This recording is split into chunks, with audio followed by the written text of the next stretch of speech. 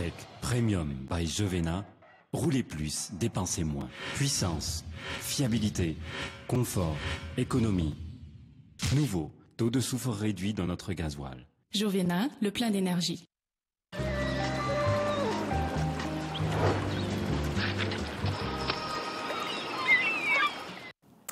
Bonsoir à tous, bienvenue dans votre journal.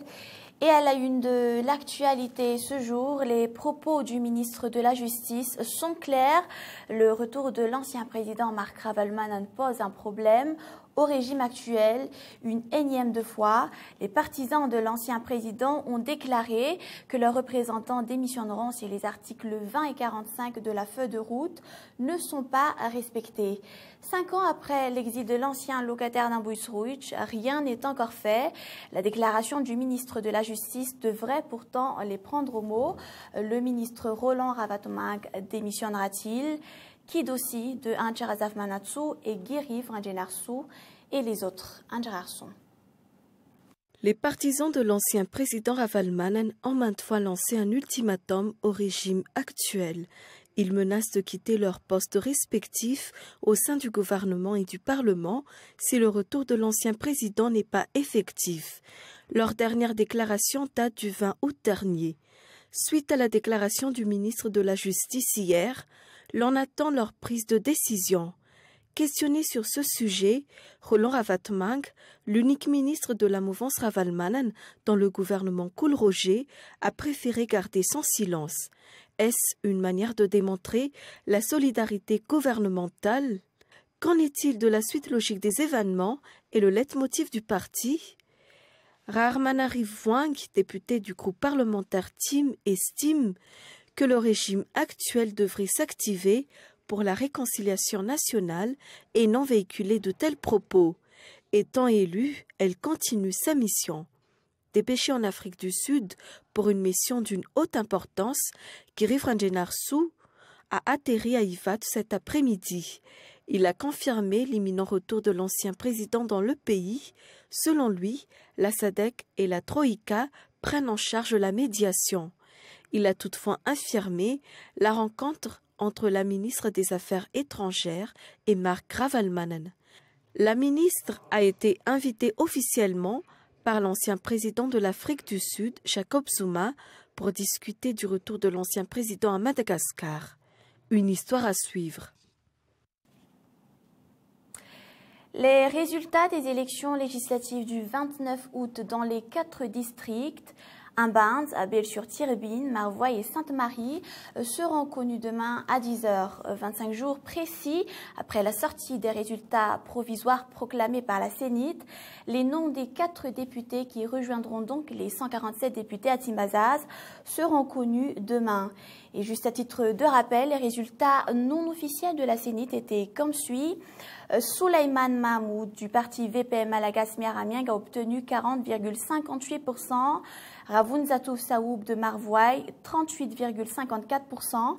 Le candidat de l'île de Sainte-Marie, Tivoulagne Maximin, 41,71%. Et enfin, pour le district de Belle-sur-Tirbine, Rakout Zanakoul Paul du parti politique Yarakisik a obtenu 43,94%. L'État malgache ne limogera pas le directeur général de l'ACM, James Sanjenalsou, affirme le directeur du cabinet du ministère des Transports. L'affaire du DG de l'ACM n'a rien à voir avec le maintien d'Air Madagascar dans la liste B. Selon le ministère des Transports, aucune preuve n'est disponible par rapport aux accusations. Et face à cette situation, jusque-là, le BIANCO, ou Bureau indépendant pour la lutte contre la corruption, n'a pas encore entamé une enquête par rapport à ce sujet. C'est un reportage de Michel Arnardson. La délégation de l'Union européenne n'en revient pas en constatant que l'ancien responsable technique d'Air Madagascar, en la personne de James Sanjenalsou, a dirigé les représentants malgaches en tant que nouveau directeur général de l'aviation civile de Madagascar. Ce serait la principale raison du maintien d'Air Madagascar dans la liste B, liste noire dite annexe B. François Rangiamahan, directeur du cabinet au sein du ministère des Transports, affirme qu'il ne faut pas confondre ces différentes responsabilités tenues par James Sanjenalsou, directeur général de l'ACM. Le directeur général de l'ACM a également été accusé d'avoir effectué un détournement d'argent d'une somme de 2,6 milliards, une somme allouée en 2011 à la société Safety Environment Consulting pour sortir Air Madagascar de la liste B. 1,3 milliard de cette somme d'argent aurait été utilisée pour le paiement du salaire du président et les 1 milliard sont portés disparus. Ces accusations n'ont aucune preuve tangible, affirme le directeur du cabinet du ministère des Transports. D'un autre côté, jusque-là, Ratoufsan Benjamin, directeur territorial du Bianco, déclare qu'aucune enquête au sujet d'Air Madagascar et de l'ACM n'a été effectuée. La question se pose, que se passe-t-il donc? Il a été clair que même les actualités sur les médias peuvent engendrer des enquêtes au sein du Bianco. Le directeur général de l'ACM, de son côté, n'a fourni jusque-là aucune explication par rapport à toutes ces inculpations à son encontre. Comme prévu, l'Union européenne effectuera une autre visite technique de la compagnie nationale en avril 2014 afin que Madagascar puisse sortir de la liste B. Également dans l'actualité, les 5 fermes d'État seront opérationnelles avant la fin de cette année, d'après Ranjemapiun Joseph Martin, ministre de l'Élevage. À part l'exportation et la recrudescence du vol de zébus, la baisse de la qualité de la viande en cette période de soudure a des impacts sur l'approvisionnement de la capitale. Reportage. Les Asiatiques accaparent la majorité des zébus d'après les bouchers de la capitale. Par conséquent, leur approvisionnement a diminué jusqu'à 70%. Le ministre de l'Élevage, Ranjemapiun Joseph Martin, avance que cette baisse du stock provient de la mauvaise qualité de la viande. En cette période de soudure, les zébus sont mal engraissés d'après lui. Selon les dernières statistiques du ministère, 9 millions de têtes de zébus sont recensées dans toute l'île. Hormis les tueries clandestines, 2 millions de zébus approvisionnent le marché de la capitale chaque année. L'extermination de l'espèce est ainsi à craindre dans les prochaines années sans l'application d'une mesure d'accompagnement. Le ministère de l'Élevage prévoit la mise en place de 5 fermes d'État, une à Diego, 2 à Majinga et une respectivement à Sakai et à Ibuak. Ces fermes seront opérationnelles avant la fin de cette année, d'après les prévisions. Aucune stratégie n'a été pour le moment mise en œuvre afin de stabiliser le prix du kilo de la viande de zébu. Le ministère n'a donné aucune explication sur le cas de la viande de zébu exportée vers l'Asie. Le secteur du tourisme crée chaque année près de 600 emplois directs. Cet effectif devrait augmenter en relation avec une hausse prévue des touristes dans les années à venir.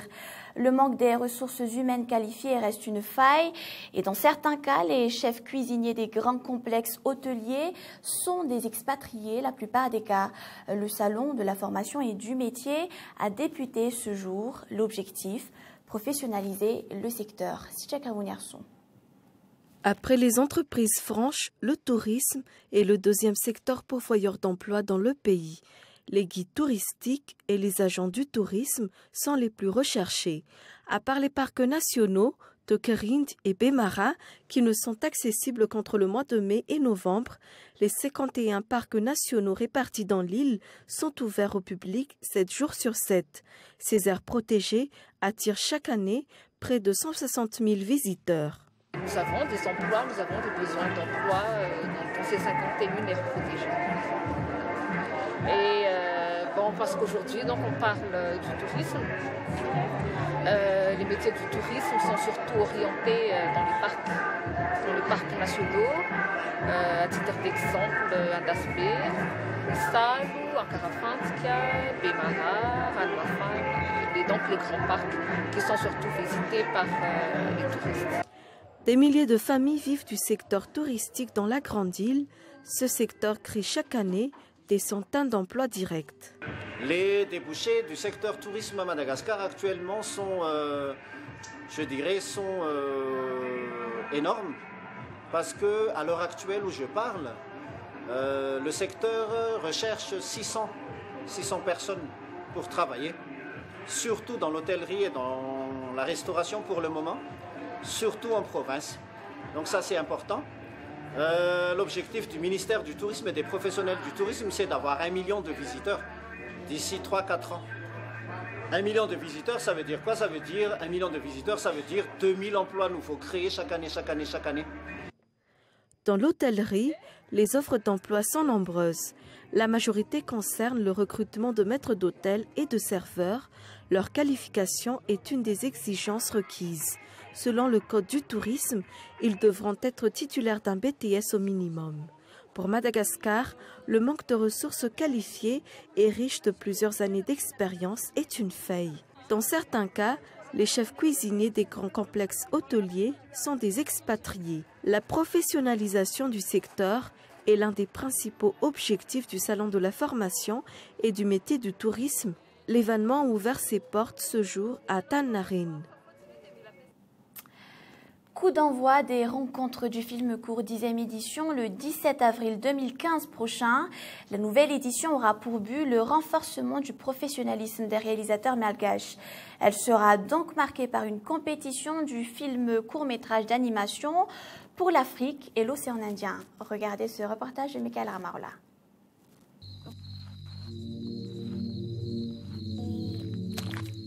10 ans de partage, 10 ans d'émotion et surtout 10 ans d'engagement pour le cinéma malagasy. L'inscription aux RFC 10e édition est déjà en cours. Une édition qui sera lancée le 17 avril jusqu'au 25 avril 2015 prochain afin de renforcer les capacités professionnelles des réalisateurs malgaches. On a une nouvelle génération de cinéastes, donc les formations dans les écoles, on va diminuer un peu. On va plus se focaliser sur les besoins de ces réalisateurs de cette nouvelle génération. À partir de la 9e édition, on a commencé à donner de l'argent. Donc ça, on va continuer. Il est cependant clair que les Malgaches peuvent beaucoup espérer de la prochaine édition des rencontres des films courts. La voie s'ouvre devant les fans et les réalisateurs malgaches. Une compétition du court-métrage d'animation pour l'Afrique et l'océan Indien marquera cette édition. Une des grandes nouveautés pour la 10e édition, c'est l'ouverture de la compétition pour les films d'animation à l'Afrique et à l'océan Indien. C'est-à-dire qu'il y aura toujours la compétition entre les réalisateurs malgaches, mais il y aura en plus la compétition entre les malgaches et l'Afrique et l'océan Indien. Durant ces 10 ans des RFC, 50 réalisateurs ont pu poursuivre leur rêve au niveau international. Si le nombre des festivaliers était de 1300 en 2006, il a atteint les 16 000 durant la 9e édition. Les inscriptions sont ouvertes jusqu'au 30 janvier 2015 pour la ville d'Antananarivo et jusqu'au 16 janvier 2015 pour les provinces. Place maintenant aux actualités internationales. Moins de 48 heures après avoir débuté des frappes aériennes en Syrie, la coalition dirigée par les États-Unis a intensifié dans la nuit d'hier à aujourd'hui ses frappes en visant des raffineries contrôlées par cette organisation de l'État islamique. Outre les États-Unis, l'Arabie saoudite et les Émirats arabes unis ont également participé à ces opérations menées contre 12 raffineries contrôlées par l'État islamique en Syrie. C'est un reportage de France 24. Couper les sources de financement de l'organisation de l'État islamique, c'est l'objectif des dernières frappes aériennes menées dans le nord-est de la Syrie mercredi soir. Une dizaine de raffineries pétrolières ont été visées, car sur son territoire, l'organisation terroriste serait en mesure de produire près de 25 000 barils de pétrole par jour, 1 million de dollars de recettes sur le marché noir. Cette fois encore, l'Arabie saoudite, les Émirats arabes unis, la Jordanie, Bahreïn et le Qatar ont participé aux frappes. Un soutien que le président américain souhaite le plus large possible. Le seul langage que comprennent des tueurs comme cela, c'est le langage de la force. Donc les États-Unis d'Amérique travailleront avec une large coalition afin de démanteler ce réseau de la mort. Aujourd'hui, j'appelle le monde entier à se joindre à cet effort. Plus de 50 pays se sont engagés à fournir une aide militaire, humanitaire et financière. Vendredi dernier, la France a bombardé des cibles terroristes dans le nord de l'Irak. À l'ONU, François Hollande a cependant rappelé qu'une intervention directe en Syrie n'était pas à l'ordre du jour. Au lendemain de l'annonce de l'assassinat d'Hervé Gourdel, son ministre de la Défense semblait lui moins catégorique. C'est une opportunité qui ne se présente pas aujourd'hui. Nous avons déjà une tâche déjà importante à mener en Irak et On verra dans les jours qui viennent comment évoluera la situation. Vous y réfléchissez? C'est une question qui est posée. Après discussion lors d'un conseil de défense réuni jeudi, la France ne frappera finalement pas en Syrie. Dans un communiqué, l'Elysée limite pour le moment son action militaire à l'Irak. Le soutien à l'opposition syrienne sera en revanche renforcé, tout comme les mesures antiterroristes sur le territoire français, en particulier dans les lieux publics et les transports. Au 11e jour de grève, la direction d'Air France et les pilotes ont repris leurs négociations pour tenter de trouver une sortie de crise. Aujourd'hui, la compagnie a annoncé au comité central d'entreprise l'abandon définitif de son projet de filiale à Bakou, Transavia Europe, une des principales demandes des pilotes en grève. C'est toujours un reportage de France 24. Les voyageurs et les salariés d'Air France ne cachaient plus leur exaspération. Mais malgré une grève globalement incomprise, les pilotes ont réussi à faire reculer la direction. Au 10e jour d'une grève qui pénalise lourdement Air France, ses clients et ses personnels, la direction de la compagnie fait la proposition suivante pour favoriser une résolution rapide du conflit. Retrait immédiat du projet Transavia Europe. Elle permet de trouver une issue immédiate à ce conflit destructeur. Ce retrait du projet Transavia Europe était la principale revendication des pilotes. Le projet français, lui, est maintenu. Une solution made in France selon la compagnie pour faire face à l'offensive des compagnies low cost et conquérir un marché en plein développement. La direction d'Air France appelle désormais à une reprise des vols. Avec le retrait du projet Transavia Europe, il n'y a désormais plus aucune raison de faire grève, car plus aucune crainte de délocalisation ne peut subsister. Nous appelons dès lors les pilotes grévistes à reprendre le travail sans délai. Mercredi, alors que la rumeur de ce retrait avait été propagée par le gouvernement, les pilotes ne cachaient pas leur satisfaction. Mais ils laissaient également entendre que d'autres avancées étaient nécessaires pour cesser la grève. Notre volonté aujourd'hui, c'est de lever la grève le plus vite possible et dans les heures qui viennent. Et pour ça, il y a un certain nombre de conditions, dont notamment l'arrêt définitif du projet Transavia Europe. Les pilotes d'Air France ont annoncé ce jeudi matin que la grève continuait pour le moment. Le trafic restera donc très perturbé dans la journée, avec moins d'un vol sur deux. Le magazine Mecamag suivra ce journal ainsi que 2 films, Sabotage, un film action, et Bermuda Tentacles, un film frisson. Merci d'avoir choisi le journal de Cool TV. Nouveau rendez-vous de l'information demain à la même heure. Très belle soirée en notre compagnie. Au revoir.